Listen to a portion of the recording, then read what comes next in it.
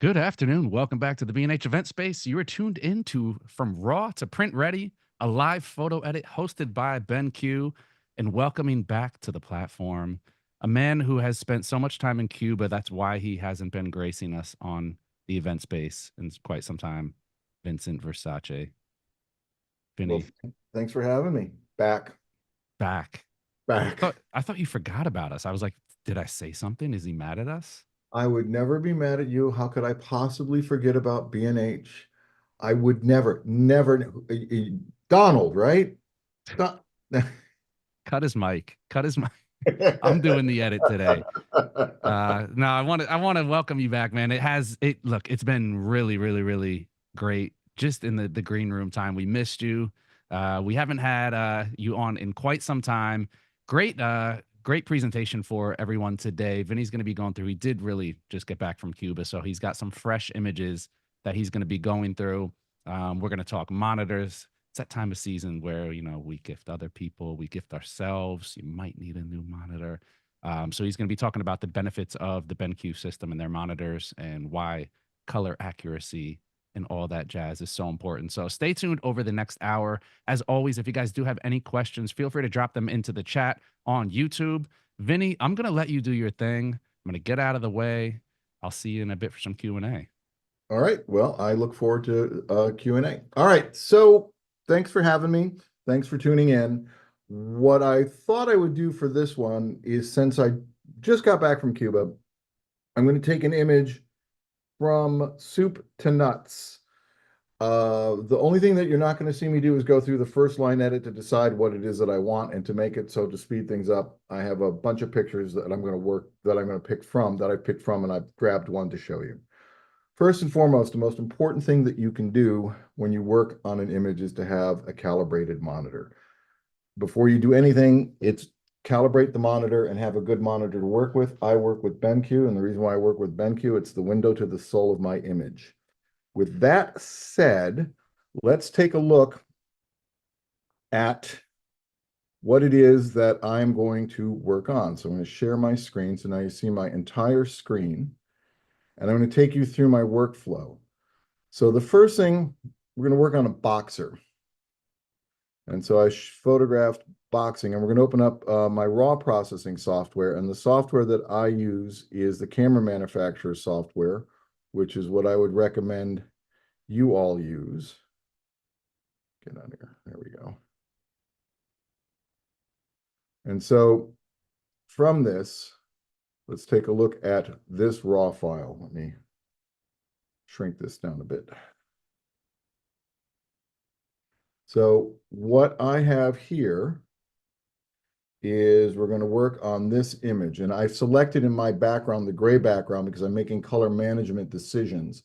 And because I'm making a decision about color, what I want to make sure that I have is neutral color around it. If it was black, what's going to happen is I would be adding artificial contrast to the image.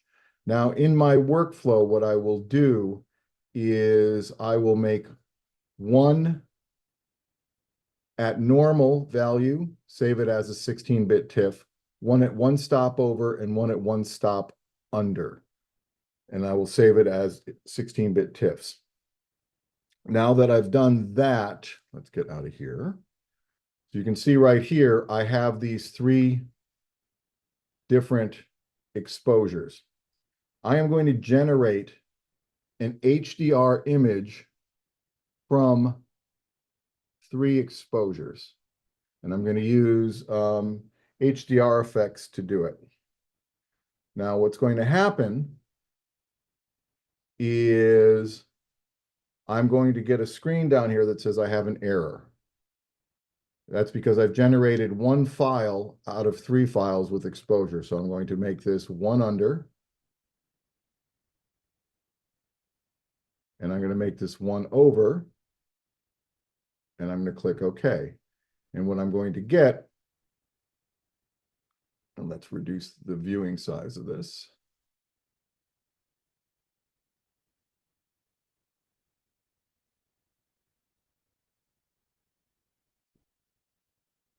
is all of the different choices that I have. So for one, I'm going to deep one, deep two. And what's happening is the software is looking at the three exposures, and it's going to make a blend of those three exposures. So let's save as, and it will save it as this. We're going to call it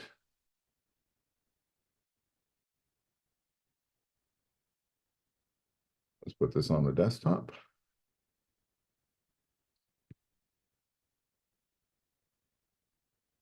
HDR deep, new folder. Now, what I like to do is I like to work on the desktop when I'm working on an image so that it's easier to send things to and it's easier for me to find. So I've got this. Let's go to brighter, sure.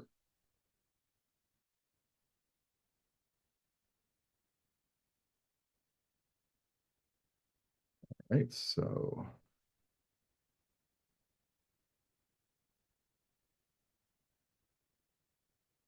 this is just to make my life easier. Save. And then dark. Save as.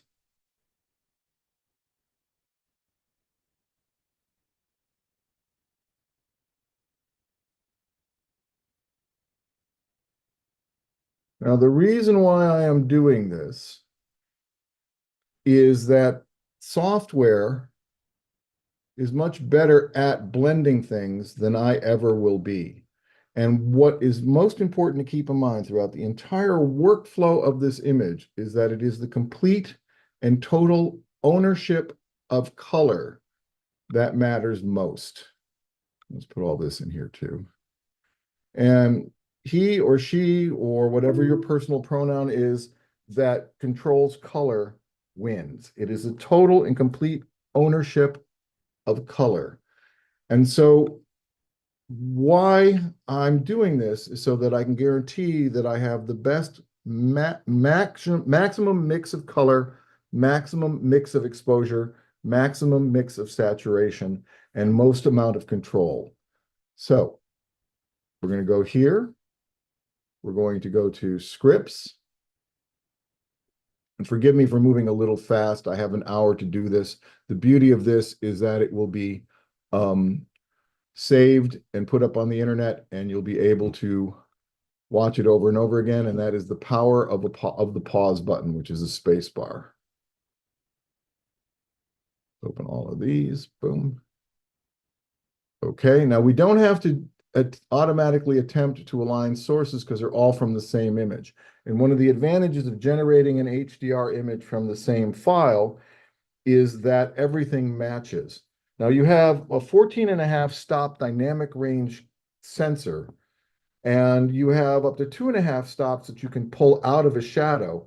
So you can create one stop under, one stop over, and extend your dynamic range from any image. So I frequently use this technique a lot. So let's look at this. Bright, dark, deep, TIFF at the N, and minus, and plus. So we have all of our files to work with. Which one do we want to use as our base?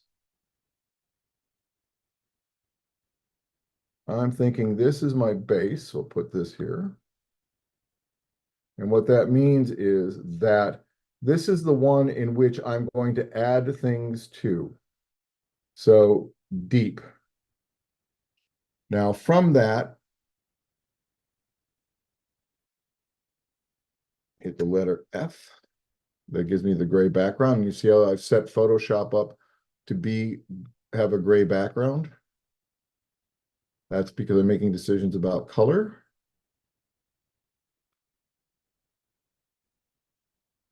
All right. So let's go here. Let's create a layer mask. Let's fill our layer mask with black. So D for default. which gives me white in the foreground, black in the background, command or control delete, command or control, or command delete control backspace if you're on Windows. I'm going to hit tab to make this all go away. B is a keyboard command for brush. I'm going to move my brush up, and I'm going to hit the number 5. And what number 5 does is it gives me 50%, if you see right here. I'm going to use a soft brush, and I'm going to hit tab.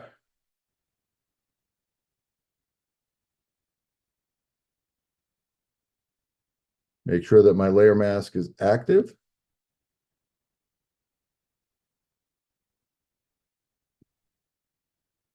Don't you love it when things cooperate?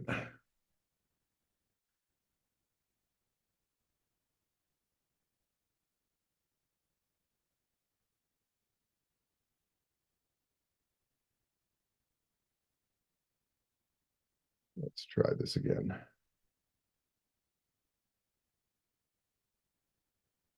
There we go. B for brush. And I've set my brush to 50%. And the reason why I've set my brush to 50% is that what we know is this. Layer masks work on the gray scale, and they work on a scale from 0 to 100, which means that whatever I'm going to do is going to be 50%, more than 50%, or less than 50%.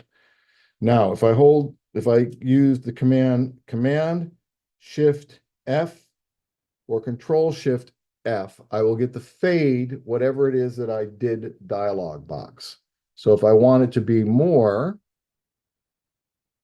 I can dial it in more. And if I want it to be less, I can dial it in to be less. And so I can't possibly know what the exact amount is that I want. And right now, to me, it looks like 83% is what I want. So I'm going to hit tab, and I'm going to come back here, Command Shift F, and since I already know it's 83, I'm going to type in 83. So the way that I work is I'm working global to granular. I'm solving my biggest problem first, and my next biggest, then my next biggest, then my next biggest. And so the issues here is I first have to get a base image that I can use, that I can then refine. I'm emery boarding all the way through. One of the things that I'm going to come back and do is all of this Hindu Arabic symbolism I'm going to remove. And the reason why I'm going to do that is it pulls your eye, you read it first, and what I want you to do is to see the picture. I'm not doing an advertisement for the gloves. What I'm trying to do is to make sure that you get this person. So to do that, I'm going to use one of the AI tools, the either generative remove or the spot remove tool. That said, this is about the picture. I'm not recording history. What I'm doing is making art. And this is one of those cases where AI works to my advantage. So we have this. Let's look at this. And I think what I want to do with this, let's bring this over here. Let's create a layer mask. Let's turn it on. Let's fill it. I'm going to use this to tap in. Let's zoom in on the eye. B for brush. Shrink our brush tool down.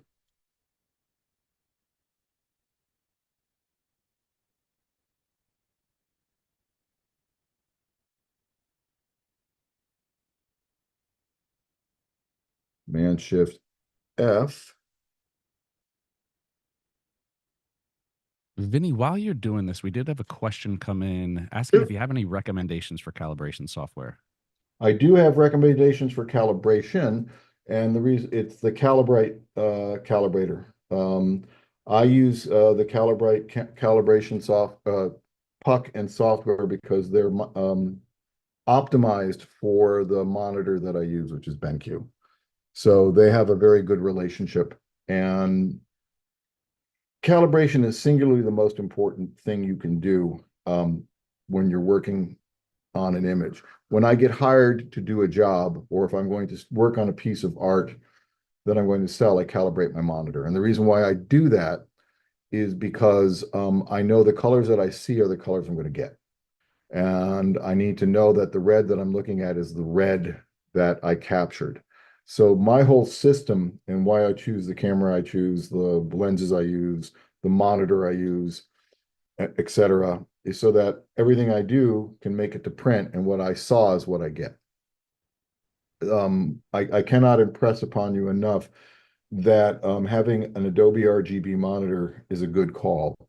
Laptop monitors aren't the best thing to work on, and all-in-one computer monitors are not the best thing to work on. And the issue there is you're spending all of your money on a monitor that, 3 to 5 years from now you're going to get rid of.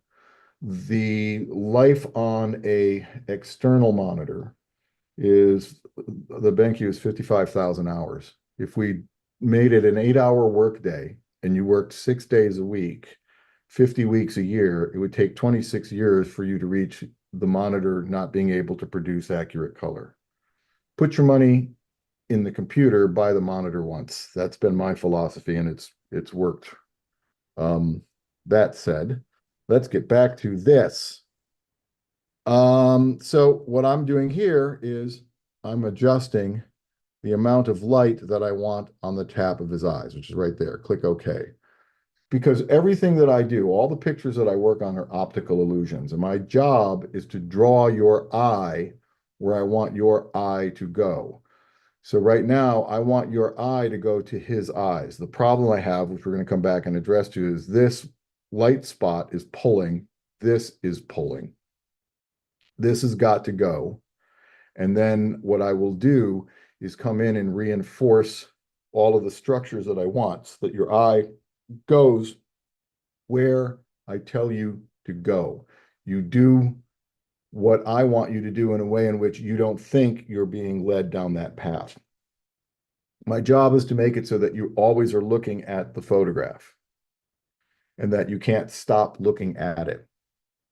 So I use bokeh, blur. That's the correct pronunciation of that word is bokeh, not bokeh. Boca is a city in Florida. Bokeh is a quality of blur. So I want to get rid of the things that distract. I have an area of retreat, which is the blur, and I have an area that will become the area of attack, which is the eye, which is where I want you to go. And I have in the composition things that lead you here. So your eye has a place to rest, but it's always going to come here, and your eye has the illusion of motion through the gesture of the image so that you're looking right here.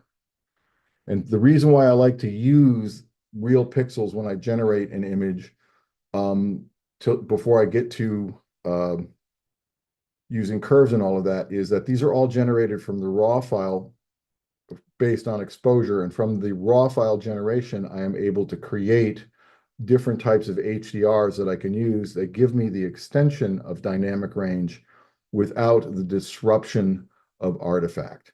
So I find that doing it this way becomes very, very helpful. And it makes for a more accurate looking photograph. Now, one of the things that I can do, since I'm liking this color, is let's go to the color blend or to luminosity. And so what luminosity does is it preserves a color beneath, but without disrupting the color or changing the color that I had. So I like what's going on here. So let's create a layer mask.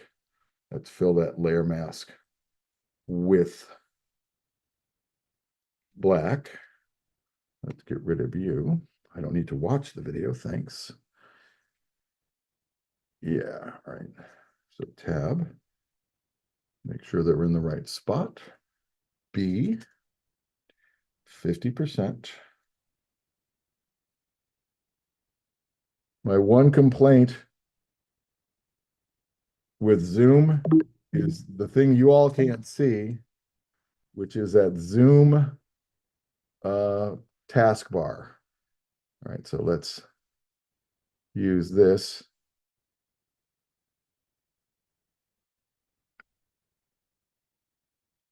Command Shift F.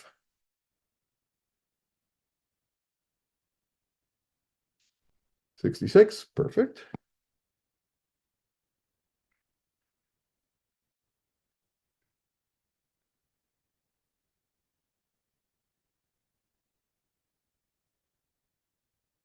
Perfect. What's good for the goose is good for the gander.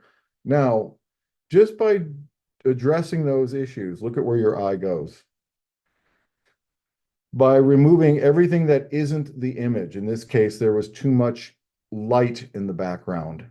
By removing the light, I'm able to make the image appear to move forward, the subject. Warm colors move forward in a picture, cool colors recede, more saturated warm colors will appear to move even further, cooler, more pastel colors will appear to recede. All photographs are optical illusions. It's a coin trick. Nope, don't want that. But I do want that. Command Shift F, but I don't want it that much. There we go. So, what else do we have here that we can do? Nope, that's all done. So I'm going to go Command Shift S, and Command Shift S is going to open up the Save As dialog box. I'm going to click on the name of the primary layer, and I'm going to save it as a large document file format. PSB as in boy, and I'm going to call this parts.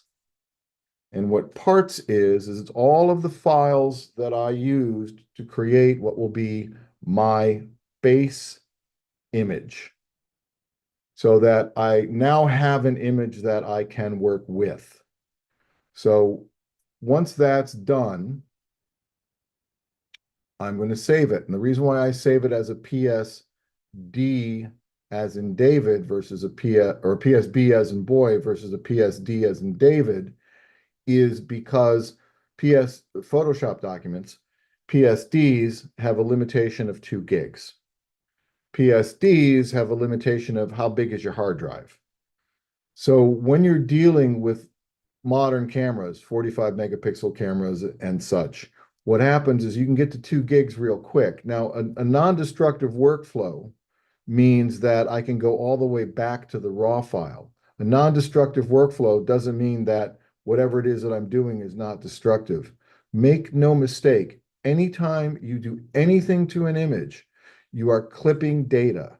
The only time that you are not clipping data is when that raw file opens up and what you see on the screen is the cleanest the data will be. So lightening it and darkening it is not a foul. So I'm using real pixels generated from the raw file, which means that I'm using real pixels of a data state of the raw file.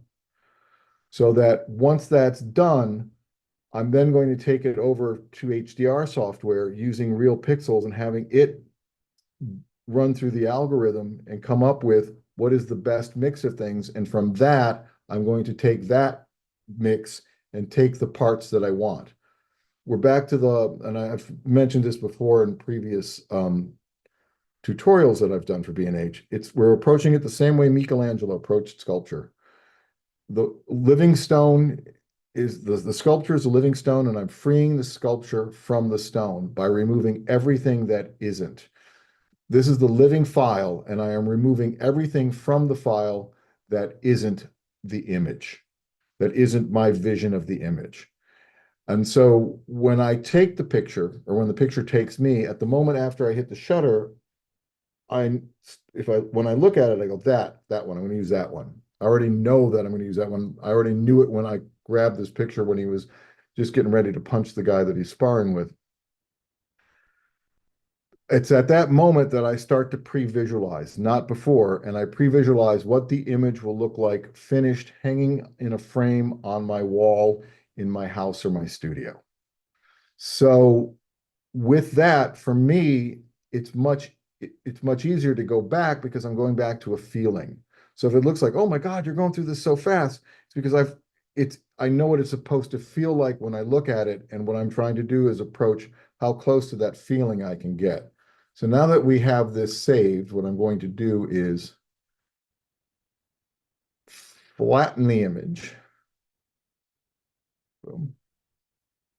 Da, da, da, da, da, da, da. Why can I never find there we go. Flatten image. You think that after all the years I've been doing Photoshop, I would be able to find flatten image. So Command Shift S, we're going to save this again, but as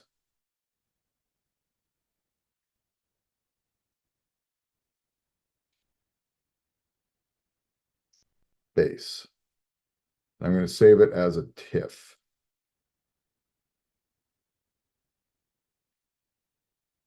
So what I have now, if I completely screw up, I have the data state of the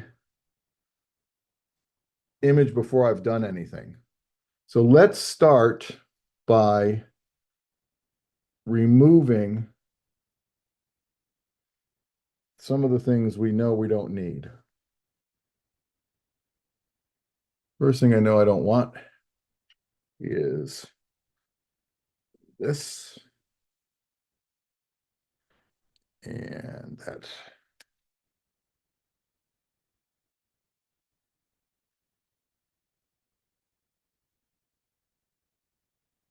Give it a second. Oh, don't want to cooperate, do you?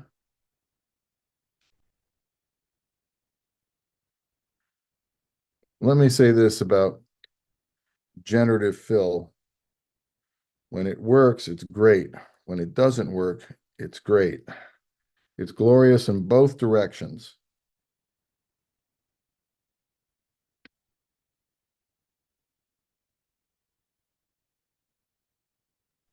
All right, I'll play your silly game. And I've Vinny, created, if you don't mind, I'm just going to throw in another quick question here. Pamela's asking if you shoot in RAW, and then there was a follow up on that. If you are shooting in RAW, why work in TIFF? ah, I shoot in RAW, but I never, ever, ever, ever, ever, ever use Lightroom or any third-party RAW processor. And the reason for that is that the camera manufacturer, don't care whose camera manufacturer it is, knows better about how your RAW file should be demosaicked in color than a third-party manufacturer. Specifically, if you're a Nikon shooter. If you're a Canon shooter, I understand. The UI for Canon is a little bit not that they're all difficult. It's just a little bit more difficult. So I processed my file in RAW to a TIFF because a RAW file is a TIFF, but with an instruction set that tells software how to rebake the cake. Whenever you're looking at a file on the screen, you're basically looking at it as a TIFF-ish file. A TIFF is a RAW file in which the data state has been stripped. It's a snapshot of something. There is no RAW processor on the face of the earth that is as powerful as Photoshop. This is a non-destructive workflow in which I am not creating multiplication artifacting. The potential of doing some of the things that you do in a RAW processor can lead you down a path in which you will create multiplication artifacting. Having the ability to have layers and layer masks and all of that, to be able to use plugins, that's the realm of TIFFs. For example, if you're in Lightroom and you want to use Nik software, you want to use Silver Effects, you have to convert it to a TIFF to be able to do that. So if you're going to do that, why not be in the more powerful piece of software, which is Photoshop? Lightroom is great as a database. It's great for captioning. It does a decent enough job for processing RAW files, but as an image editor, you're never going to beat Photoshop, ever. The issue I have with RAW processors is because we ask them to be more than what they should be. We want them to be an image editor. Photoshop is designed specifically to be an image editor. It has a better approach to color. Color is the whole key to this. It's the ownership of color, color management. Looking at this all in the gray space means that the choices that I make for color are all about the color. I'm not being forced to look at something that's dark around the image that creates artificial contrast. TIFF is the most stable of all the file formats. So if it's the most stable of all the file formats, this allows me the ability to have the greatest amount of control. That's why. Did I answer your question with more words than you wanted? All I right. think that works. Okay, so let's use generative fill since this is not cooperating. And I wrote an action for this. And if you, is it okay to have people send me an email and I'll send it to them? Yeah, definitely. If anybody, yeah, you want us to drop your Yeah, email my in there, email, website? yeah, my email address is vincent@versacephotography.com. Drop me an email and say, send me the generative fill action. So what I've done is I've selected that area and I'm going to hit play.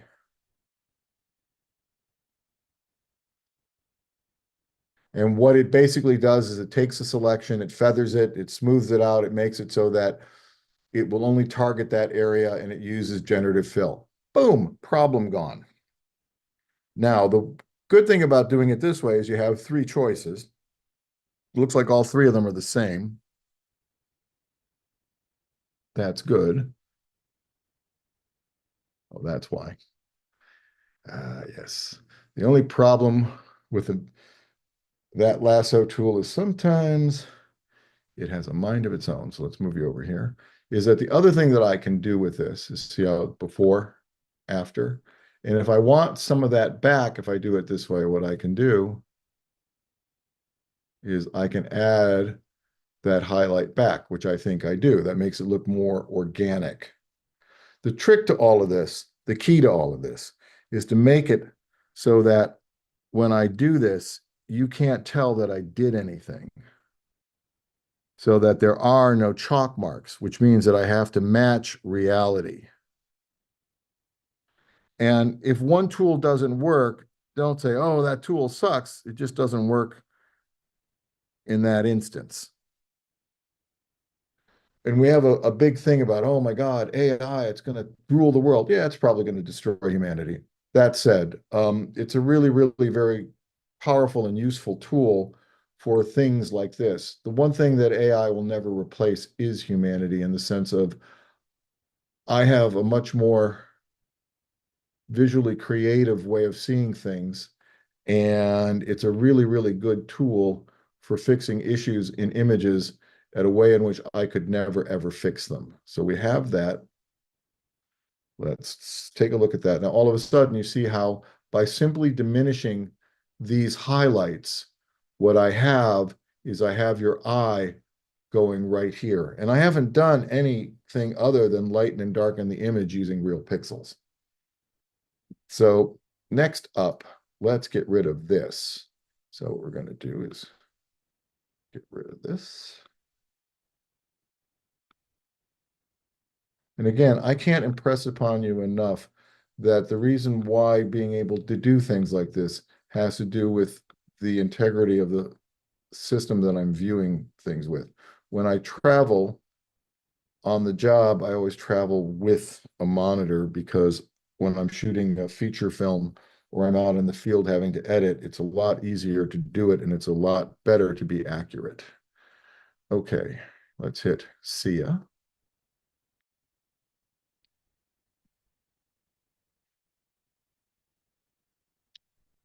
At this moment, I take a sip of coffee.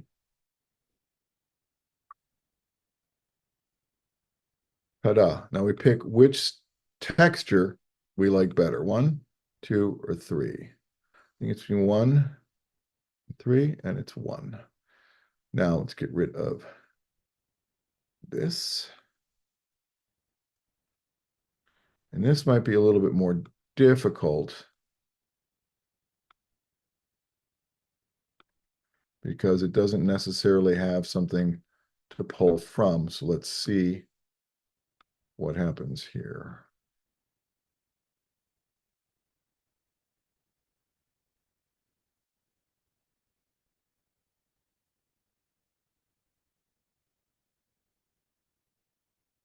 Yeah, I find that when it comes to spotting pictures or removing things that need to be taken out that are destructive. Oh,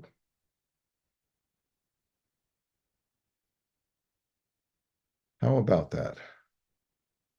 I can live with this, but for giggles, let's generate another one.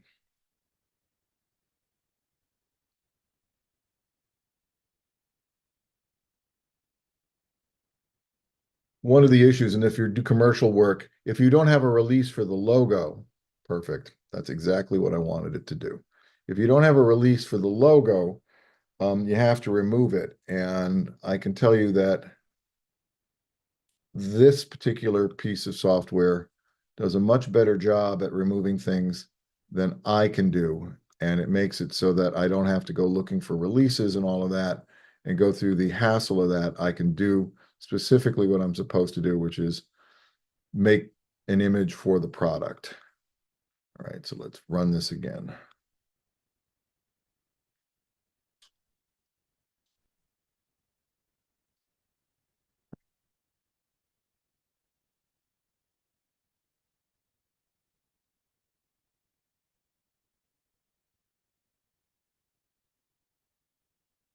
Perfect. All right. So now what we have is we've removed anything that your eye can fixate on. And let's take a look at this, put it in a folder.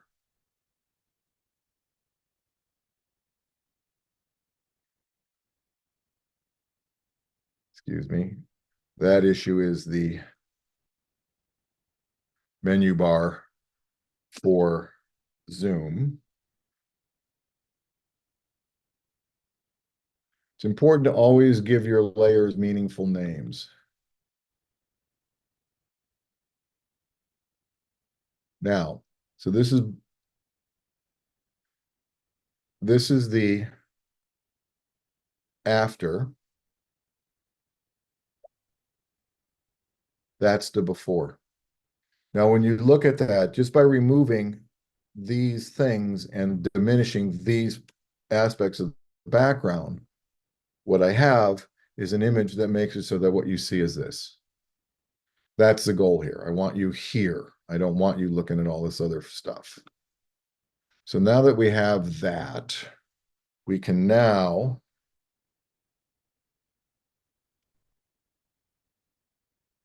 work on the image. So Command Option Shift or Control Alt Shift E creates a merge stamp visible, which I'm going to call Master 1. And what that is it's everything below this image that I've done. So it's a snapshot. So when I do this, that's that. So Command J. I'm going to create a smart object, convert to smart filters. I'm going to attach a layer mask, and then I'm going to go Command J again and duplicate it and turn that off. So the first thing that I'm going to do is I'm going to go to Filter,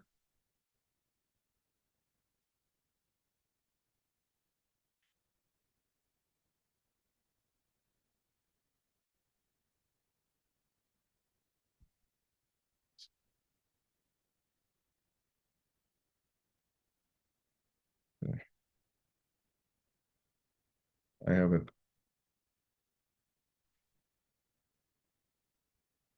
uncooperative.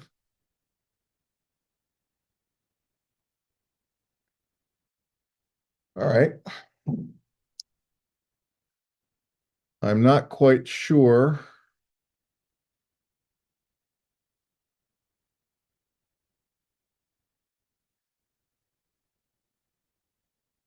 Give me 1 second. I have a piece of software that's not cooperating. Okay. How about that?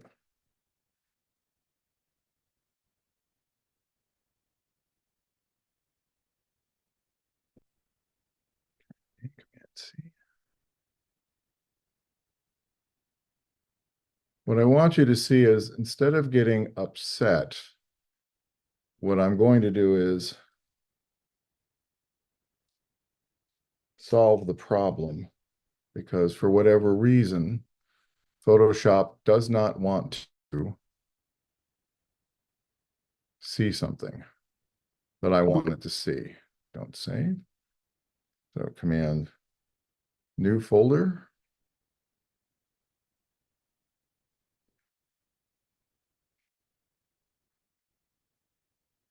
2016 by 1314. Got it. 2016 by 1314. New. Perfect. Okay. That's great. Okay. Holding the shift key down.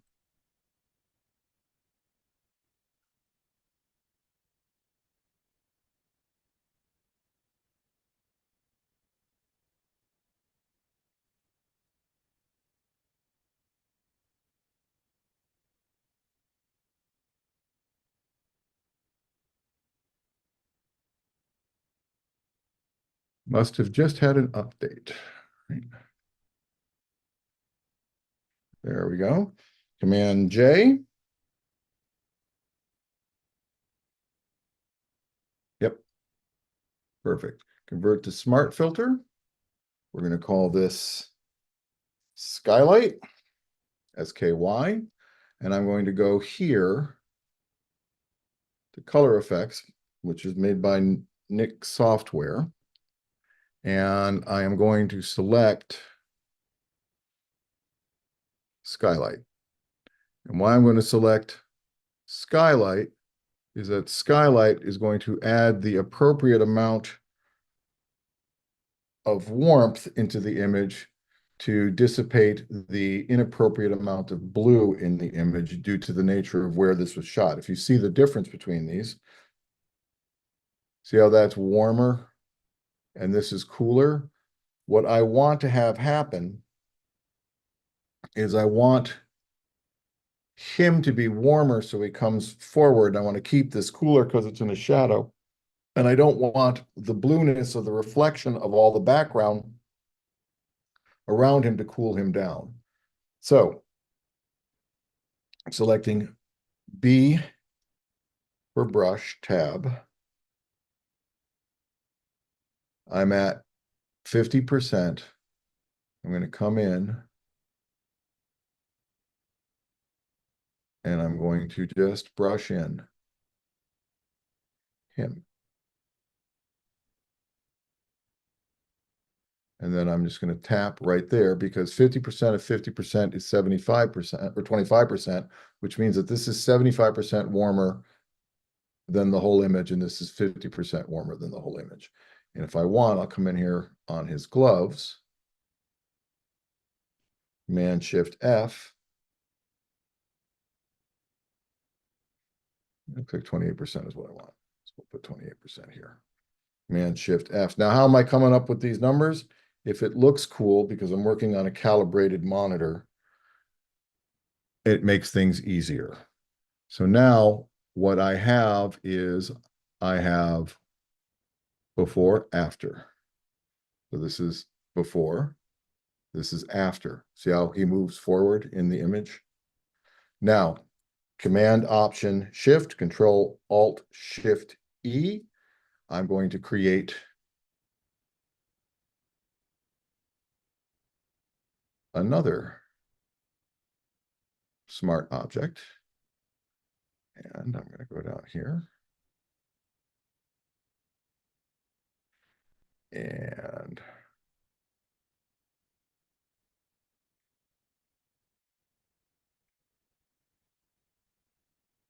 why I'm doing this is because these speculars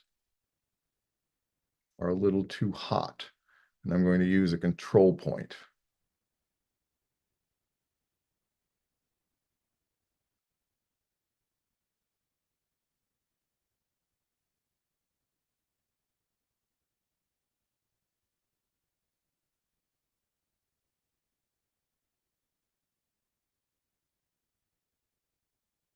And what I'm going to do is I'm going to knock these down. Now, I'm not worrying about the whole image. I'm just worrying about that part of the image. So don't be going, oh, well, what about the rest of the image? Nope, it's not what I'm after. I'm using a tool to do a specific thing. I'm going to hit apply. Then I'm going to put this in luminosity blend mode.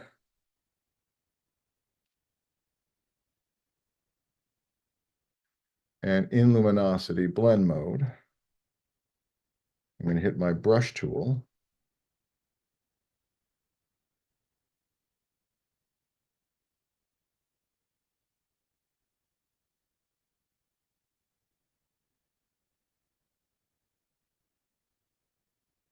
And I'm going to knock those down a little bit.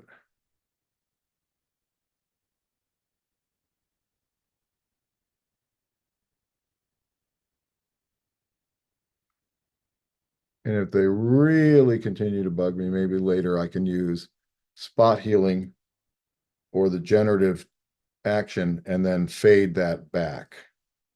The key to all of this is understanding what the tools do. And by playing with them, nope, that is not the best solution. All right, so let us go to a different solution. What happens if I do this? Again, going back here.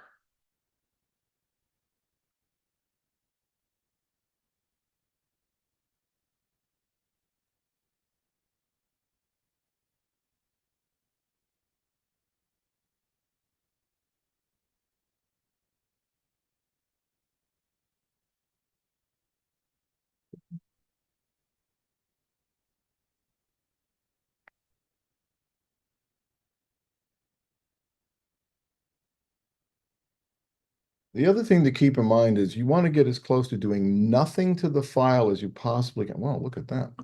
So that seems to have solved the issue quite a bit. That's too much, but what I can also do is dial back in some of that shine. So let's do that here so that we've kept it natural. When you're done, you want to have it be when somebody says, did you do something in Photoshop? You want it to be a statement of wonder, not a accusation. So that they're not, so they don't go, you did something in Photoshop. You want them to go, did you do something to this image? So that what you can say is, why no? Because if somebody is silly enough to ask you if the image has been edited, then they deserve that answer, because there are no images on the face of the earth that have not received some form of image editing. It's just the nature of the beast. They don't just erupt out of the camera. And every one of Ansel Adams' pictures required darkroom magic. There we go. Command 0, click. Thank you. Command 0. So now what we've done is we have smoothed out these specular highlights that they don't pull from this area here. So we have two more to look at. So this becomes the right tool for the job. And you see how I use the fade effect to be able to blend it back in, that it's not, oh, and we're done. One of the issues I find is that people look at defaults and go, oh, well, that's good. And they don't go from that. Default is just a place to start. And having been involved in a lot of software development, what defaults tend to do is when you see them come up, it's to show you that something can be done. It's not, this is the most optimum way to do it. All right, let's generate one more.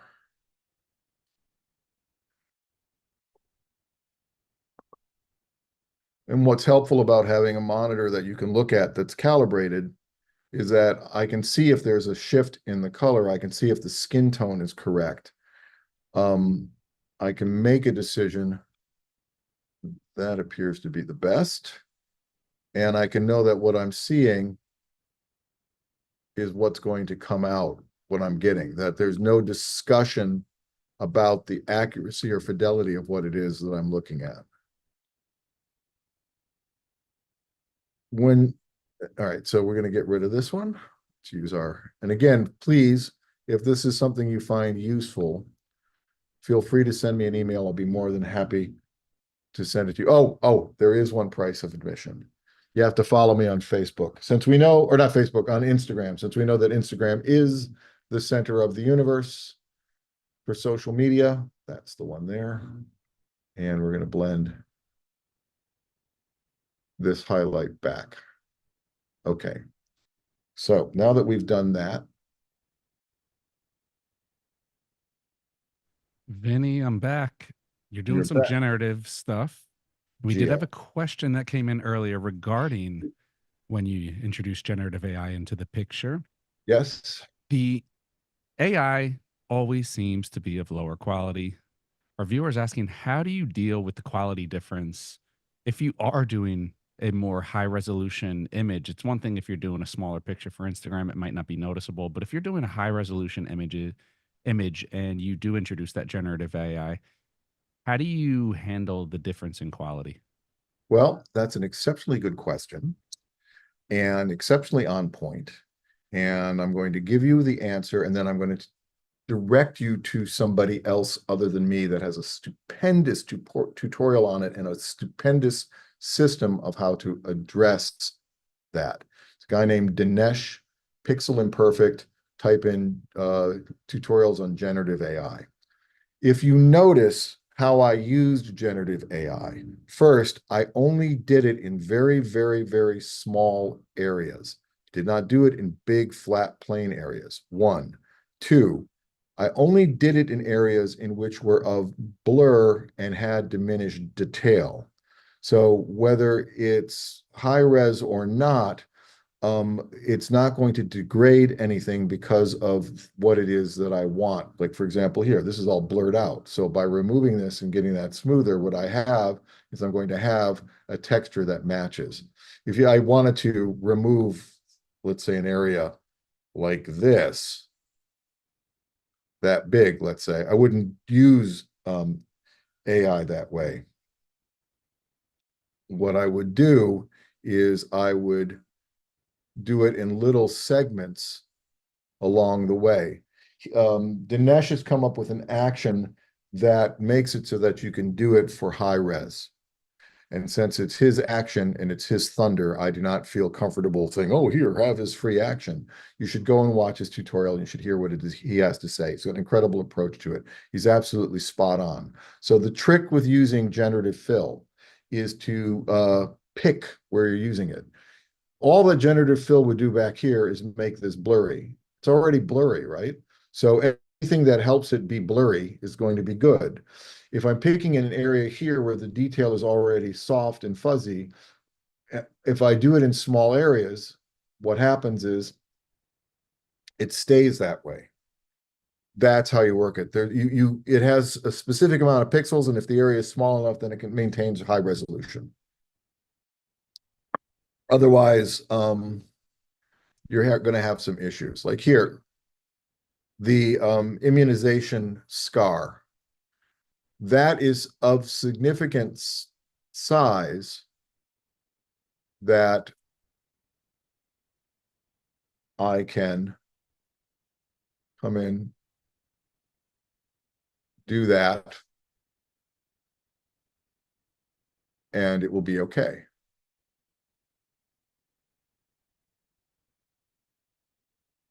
This little tiny white spot right here is within the threshold of the amount of pixels that will maintain resolution. So for spot healing and stuff like that, this is an incredible tool for that. This is what I do to remove dust, scratches, schmutz, and things. So if you keep the answer to the question, keep the areas small, then you have maximum amount of resolution. If you have to do great areas of resolution, then do it in small areas. There is an action that Dinesh at Pixel Imperfect gives away for free. You should watch the tutorial on that. Does that answer your question? I think that's a pretty good answer. And Yeah. I'll co-sign on that on Dinesh's tutorials. Great stuff. Oh God, guy's a genius. Yeah. And just a wonderfully nice guy. All right.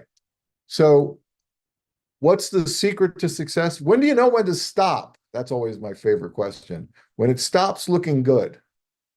And so that everything that I do to the image makes the image look better. And when it stops making the image look better, then what do I know? Time to stop. So now, after doing all of this, what did I notice? This is now pulling from the image. I'm going to hit L.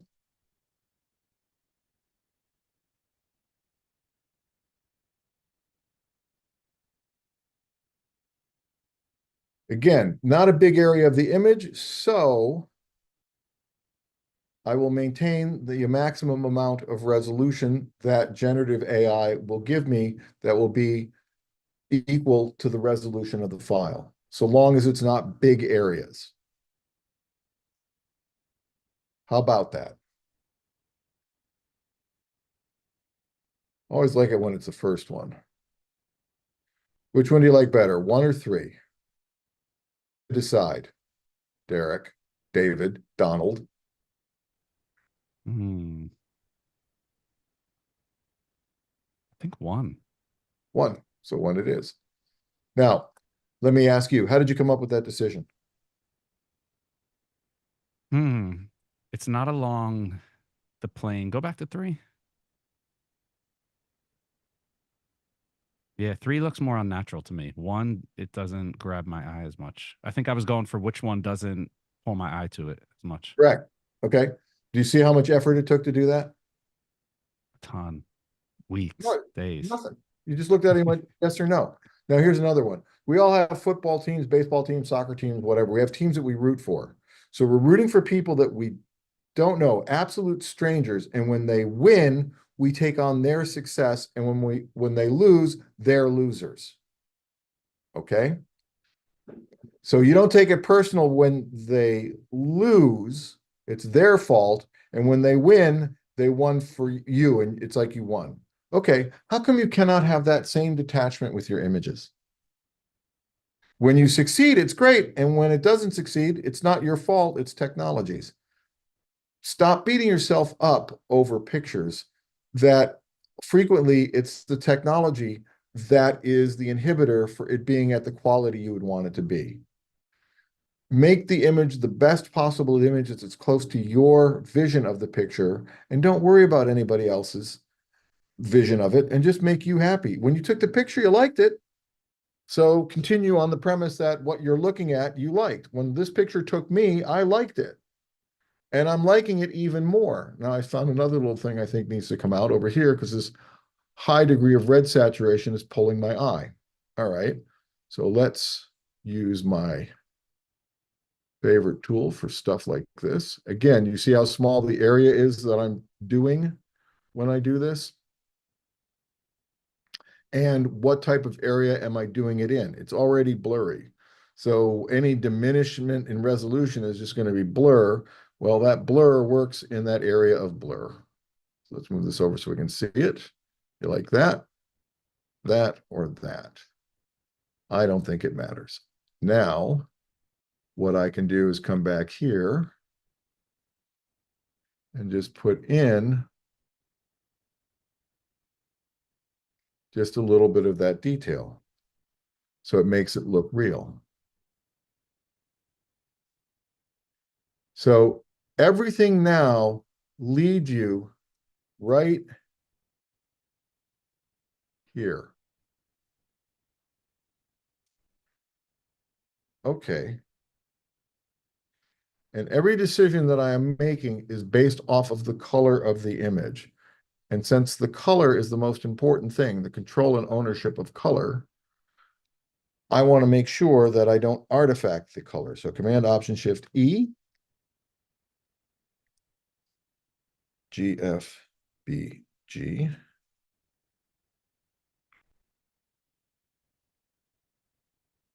Again, giving myself meaningful names. GFBG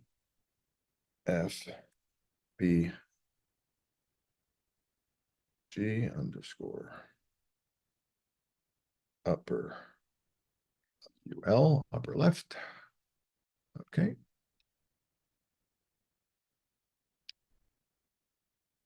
Let us make this a smart object.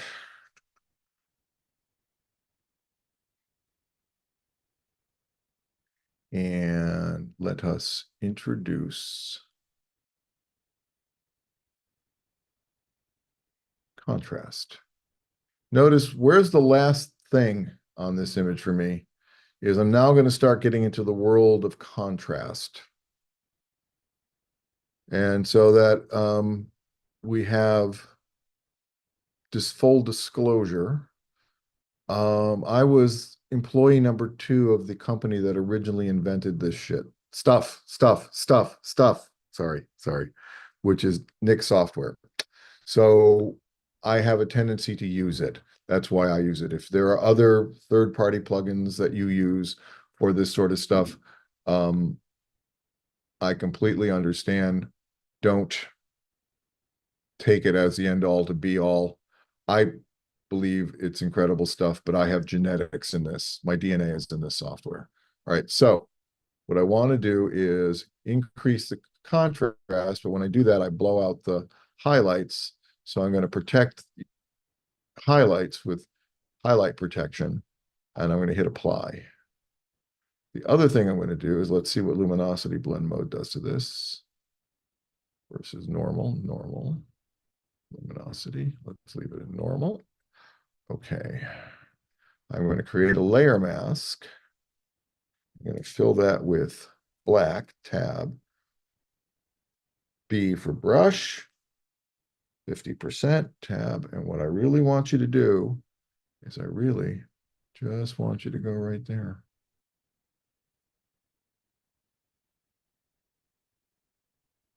So Command Shift F, 25. You'll see why in a second.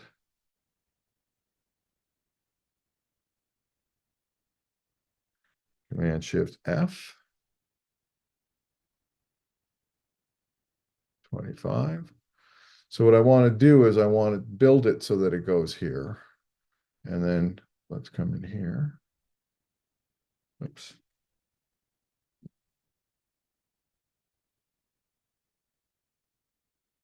Command Shift F.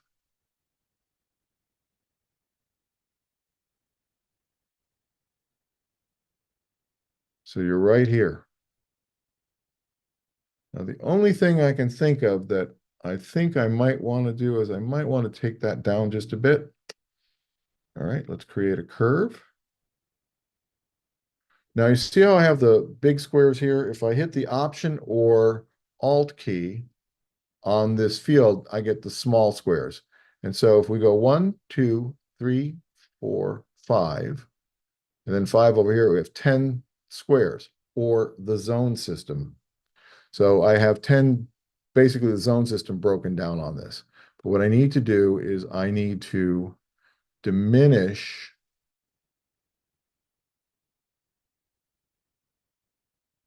this area by clipping the curve. We're going to break the 11th commandment, which is thou shalt not clip a curve. And what we're going to do is clip the curve by introducing grayness and a little darkness. And what I'm going to be able to do is knock his hair down just a bit. Command Shift F. Do I want more? Not 100%. Right there. Boom. Let's just knock that down just a hair too. Command Option Shift E.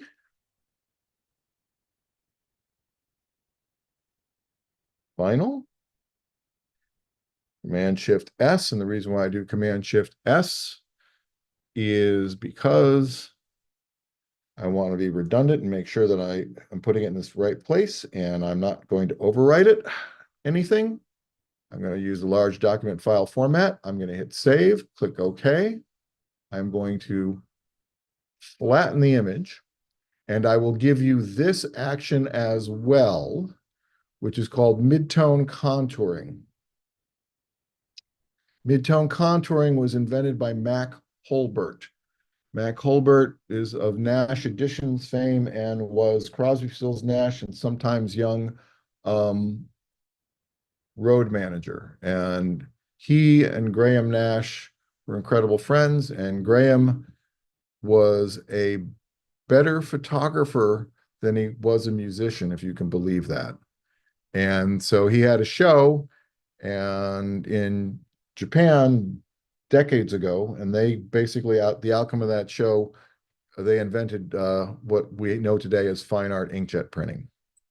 And so Mac Holbert came up with this to compensate for something called dot gain.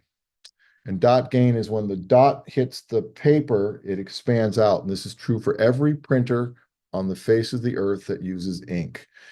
The paper, it hits the paper and there's some level of expansion. This action compensates for that expansion. Now, what it is it's a low opacity, high radius, desaturated, high pass layer, high pass sharpened filter that goes over the image, and it's targeted for just the midtones. And I've put in a layer mask, and what Mac says is that he wants it to be between 20 and 30%, closer to 40% than 20%. So I set it at 30%, and I use a layer mask because I don't need to sharpen blur, but I may want to sharpen just the eyes. If I get an artifact of blur in a blurry area, that works to my advantage, right?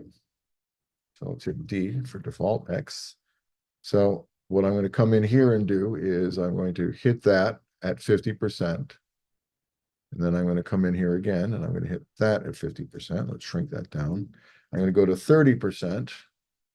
And I'm going to come in here and tap his face. Oh boy, that would explain that, wouldn't it? Let's try that again. Helps to be on the layer mask. And if you see that it's not doing something, that should tell you, right? So let's go to 50%. Boom, there we go. Boom. 30%.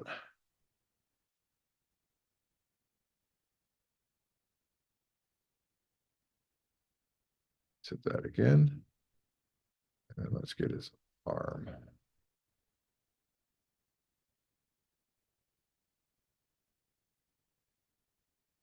So that image is now done, except for one more thing. I am going to key line a 12 pixel black border. This comes from my film days. When I would do that, I would stroke a border in the darkroom into all of my prints. And so what I have now is right on the edge of this image, I have a black border. So if I were to put this on a white background, I have a built-in match. Now, my workflow is this. If it's a TIFF, I know that it is an intermediary file. If it is a PSB as in boy, it's a working file. And if it's a PSD as in David, it is a printing file. So I can look at all the folder files in my folder and I can tell you what's what. And if it's a PSD as in David, it'll be whatever the name is and whatever the size is, 13 by 19. And then if it's color corrections on the paper, then I will put down the paper type, because sometimes specific papers need to have specific adjustments to be able to make them the most optimum print. So what you have seen in an hour is me taking an image from start to finish that I hadn't really looked at other than to go, yeah, that one will work. And then making 3 images and from it, one under, one over, and one at N, normal, and then putting this all together. Any questions? Wow, I think you covered it.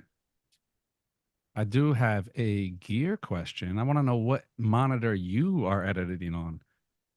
I'm editing on a 27-inch monitor right now that I travel with, BenQ 27-inch Adobe RGB monitor.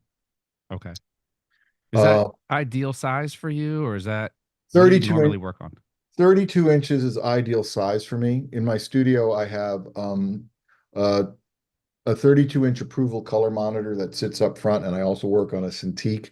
The reason why the Cintiq doesn't do it for me for colors because there's a film over it that gives it a magenta cast. And I find that the BenQ is the most accurate monitor that I've worked with. And it's a window to the soul of my image. So boom. And when I travel with a 27-inch monitor, and I have a something called a Movic, which is a 13-inch Cintiq Wacom tablet. That's also a Cintiq, so I can draw on it. But when Wonderful. possible.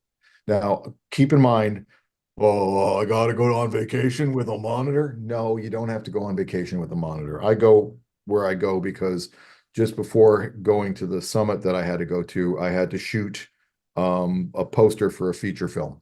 And so I have to right then and there deal with all of that because this was a last minute, oh my God, we have to do it.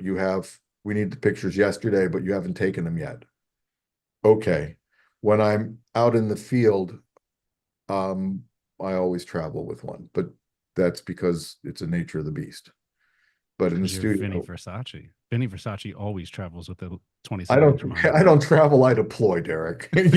You've seen me like Jesus on I've seen you. what? You never, my first experience with you was unpacking like 437,000 pounds of lighting gear into the event space in the store.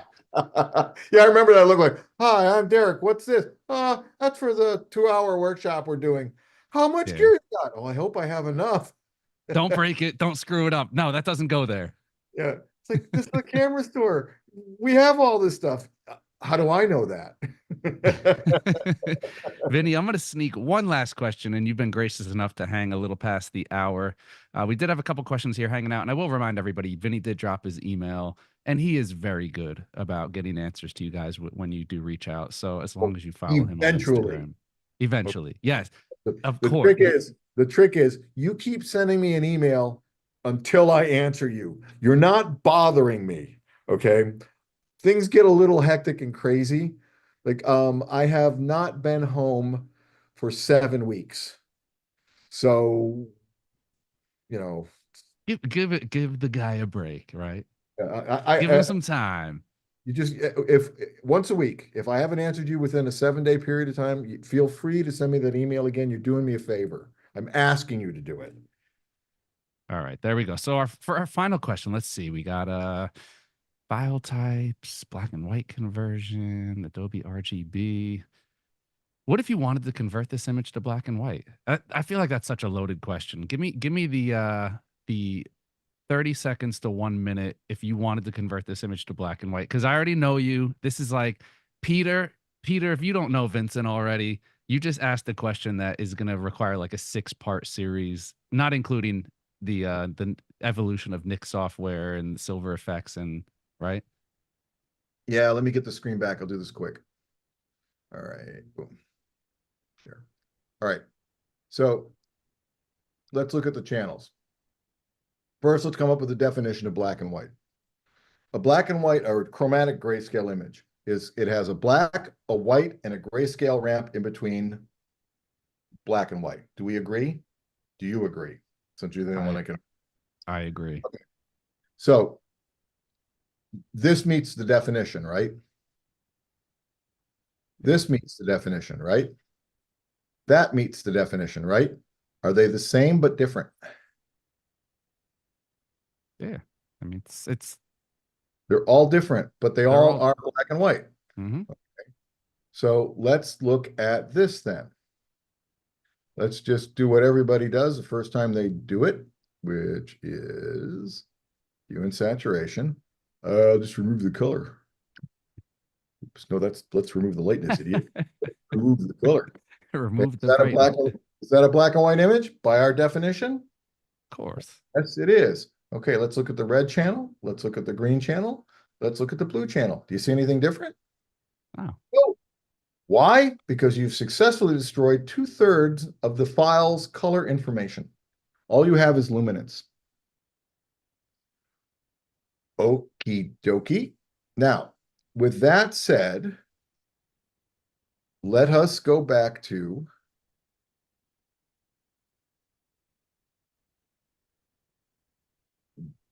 desaturating the image. And what I'm going to do is, let's do this in curves. Let's do this here rather. All right, so equal values of red, green, and blue in an RGB world create gray. Let me prove it to you. Create 3 files. I'm going to fill the top one with black. I'm going to fill the middle one or the bottom one with white. And I'm going to fill this one with 128 tab, 128 tab, 128. Middle gray. Okay, can't get any more middle gray than that. Got it?